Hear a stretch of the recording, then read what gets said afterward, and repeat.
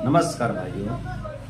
जो लोग बहुत ज़्यादा ब्रह्मचर्य नाश कर देते हैं और जो लोग बहुत ज़्यादा मात्रा में पानी का सेवन करते हैं, जो लोग बहुत ज़्यादा मात्रा में पानी पीते हैं और जो लोग बहुत ज़्यादा आराम का जीवन जीते हैं और जो लोग भोजन के बाद तुरंत स्नान कर लेते हैं, उन लोगों के शरीर से पित्त का क्षय हो जाता है। जो लोग भी इन गलतियों को बार बार दोहराते हैं, उन लोगों के शरीर से पित्त का क्षय हो जाता है। और जब शरीर से पित्त का क्षय हो जाता है तब शरीर के जो 13 के 13 अग्नियां हैं वो पूरी तरह से मंद पड़ जाती हैं। शरीर में 13 अग्नियां हैं, टोटल 13 अग्नियां हैं। पांच पंच महाभूतों की 5 अग्नियां, जो अपने 5 महाभूत हैं, पृथ्वी, जल, अग्नि, वायु और आकाश, जो अपने 5 महाभूत हैं, इनकी 5 अग्नियां हैं। और जो अपने 7 धातुएं हैं, रस, रक्त, मांस, मेद, अस्थि, मज्जा, शुक्र, इन 7 धातुओं की 7 अग्नियां हैं। तो 7 और ये 5 पंच महाभूतों की 5 अग्नियां, 12 अग्नियां हो गई और एक जठर अग्नि है। ये टोटल शरीर में 13 अग्नियां हैं और जठर अग्नि ही मूल है। जठर अग्नि के ही प्रकाश से बाकी 12 अग्नियां प्रकाशित हैं। मतलब जठर अग्नि के दम पर ही बाकी के जो 12 अग्नियां हैं वो प्रज्वलित रहती हैं। तो शरीर में टोटल 13 अग्नियां हैं। ये 13 की 13 अग्नियां इन गलतियों को दोहराने से मंद पड़ जाती हैं।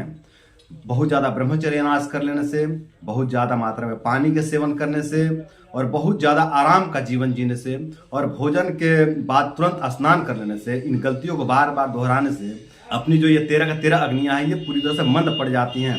और जब ये 13 की 13 अग्नियां मंद पड़ जाती हैं तो शरीर अंदर ही अंदर सड़ने लगता है। अग्नि के अभाव में शरीर जो है कि अंदर ही अंदर सड़ने लगता है। और जब शरीर सड़ने लगता है तो शरीर में अनेकों प्रकार के रोग, दोष, व्याधियां उत्पन्न हो जाते हैं। जैसे कि पाचन से संबंधित समस्या उत्पन्न हो जाते हैं, अपचन रहने लगता है, अग्नि मंद पड़ गई, जठराग्नि मंद पड़ गई, तो जो है कि अपना खाना नहीं पचता है, फिर खाना नहीं पचता है तो फिर अनेकों प्रकार के पेट से संबंधित रोग हो जाते हैं।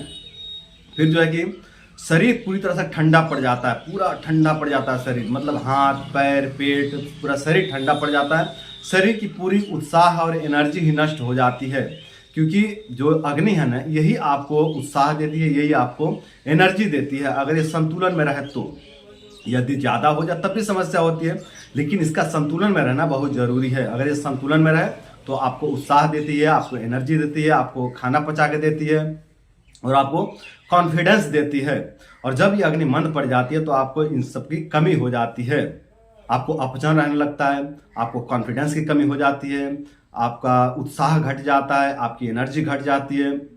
आपके जो शरीर की जो चमक है ना, ये अग्नि ही देती है आपको। जो स्किन पे जो चमक देखते हैं, जो स्किन पे खूबसूरती दिखती है, ये अग्नि का ही प्रभाव है। तो जो है कि स्किन भी खराब हो जाता है अग्नियां मंद होने के कारण। जो 13 की 13 अग्नियां मंद हो जाती हैं उसके कारण अपना स्किन भी खराब हो जाता है। बाल बदसूरत हो जाते हैं और झड़ने लगते हैं। बालों का जो रंग है वो बदसूरत हो जाता है और झड़ने लगते हैं, लेकिन पकते नहीं हैं। ध्यान देने वाली बात है कि जब शरीर से पित्त का, अग्नि का क्षय हो जाता है तो बाल बहुत देर से पकते हैं, जल्दी पकते नहीं हैं। बालों को पकने के लिए चाहिए शरीर में गर्मी, शरीर में हीटिंग, या ऐसा कह सकते हैं कि आपने अपने ही गलतियों से, अपने ही गलती करके अपने शरीर के गर्मी को पूरी तरह से निकाल दिया है। आप पूरी तरह से ठंडा पड़ चुके हैं। और जब आप ठंडा पड़ चुके हैं, जब आपका शरीर ठंडा पड़ गया है तो बाल कैसे पकेगा? बाल को पकने के लिए चाहिए होता है गर्मी, हीटिंग।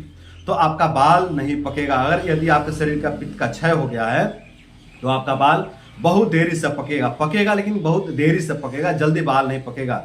जैसे पित्त वालों में देखने को मिलता है, इनमें अग्नि ज़्यादा होती है, पित्त वालों में अग्नि ज़्यादा होती है, तो इनका बाल बहुत कम उम्र में ही पकने लगते हैं, बहुत कम उम्र में सफ़ेद होने लगते हैं।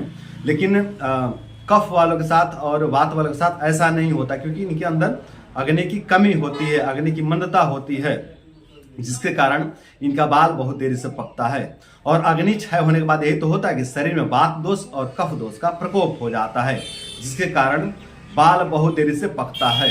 तो इस तरह के जो सिम्टम्स देखने के मिलते हैं अग्नि क्षय होने के बाद। जिन लोगों के शरीर से पित्त का क्षय हो जाता है, अग्नि का क्षय हो जाता है, उन लोगों को गर्मी का महीना प्रिय लगने लगता है। जो ग्रीष्म ऋतु है, गर्मी का महीना है, वो प्रिय लगने लगता है। और सर्दी तथा बारिश के महीना से उनको द्वेष हो जाता है, अच्छा नहीं लगता है ठंडी का महीना और बारिश का महीना, क्योंकि इनके शरीर में ऑलरेडी ठंडापन बड़ा रहता है। इनके शरीर में ऐसे ही ठंडापन बढ़ा हुआ है, ये ऐसे ही ठंडा पड़े हुए हैं। इनको ठंडे के महीने में आकर बहुत ज़्यादा कष्ट होने लगता है, बहुत ज़्यादा तकलीफ होने लगता है। और गर्मी में जाते हैं इनको बहुत अच्छा लगने लगता है, बहुत मतलब आनंद आ जाता है इनको, क्योंकि जो सूर्य का प्रकाश है ना, उससे इनके शरीर की जो अग्नियां हैं वो थोड़ी सी बढ़ जाती हैं। खुद के पास अग्नि नहीं है, खुद के पास की अग्नि जो है कि नष्ट हो चुकी है, पूरी तरह से बाहर निकल गई है। तो बाहर की जो सूर्य का प्रकाश है, उसका जो प्रकाश लगता है शरीर पे, तो ये बहुत ज़्यादा एनर्जेटिक हो जाते हैं। इनके अंदर एक ताकत आती है, इनके अंदर एक एनर्जी आती है बाहर से गर्मी लगने के बाद। तो इस तरह के जो कि सिम्टम देखने को मिलता है जिन लोगों के शरीर से पित्त क्षय हो जाता है उन लोगों के अंदर। तो अब बात करते हैं कि अगर अग्नि क्षय होने के कारण आप जो है कि बहुत ज़्यादा परेशान हैं और आपके अंदर इस तरह के सभी सिम्टम देखने को मिल रहा है, तो इसका चिकित्सा कैसे करें। तो देखिए, अगर इसकी चिकित्सा की बात करें तो इसका प्रथम चिकित्सा है ब्रह्मचर्य। आप ब्रह्मचर्य का पालन करें और ब्रह्मचर्य का पालन करके आप अपने शरीर में हीटिंग को बढ़ाएं, गर्मी को बढ़ाएं, अपने पित्त की रक्षा करें। ब्रह्मचर्य का पालन करने से आपके शरीर में पित्त का वृद्धि होता है। पित्त ही आपके खाना को पचाता है, पित्त ही आपको तेज देता है, पित्त ही आपको बल देता है, पित्त ही आपको कॉन्फिडेंस देता है। तो आपको ये सब चीजें मिलेंगी ब्रह्मचर्य से, है ना। ब्रह्मचर्य का पालन करें और ब्रह्मचर्य का पालन करके आप लोग अपने गर्मी को बढ़ाएं, अपने एनर्जी को बढ़ाएं, अपने कॉन्फिडेंस को बढ़ाएं और अपने बल को बढ़ाएं।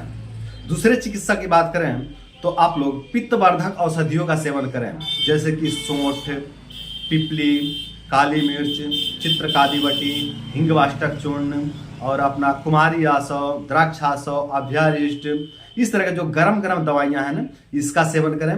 गरम गरम फल का सेवन करें, जैसे कि जिन फलों में थोड़ी गर्मी है उस तरह के फलों का आप सेवन करें। केला का सेवन ना करें, जो भी ठंडे फल है उसका सेवन ना करें।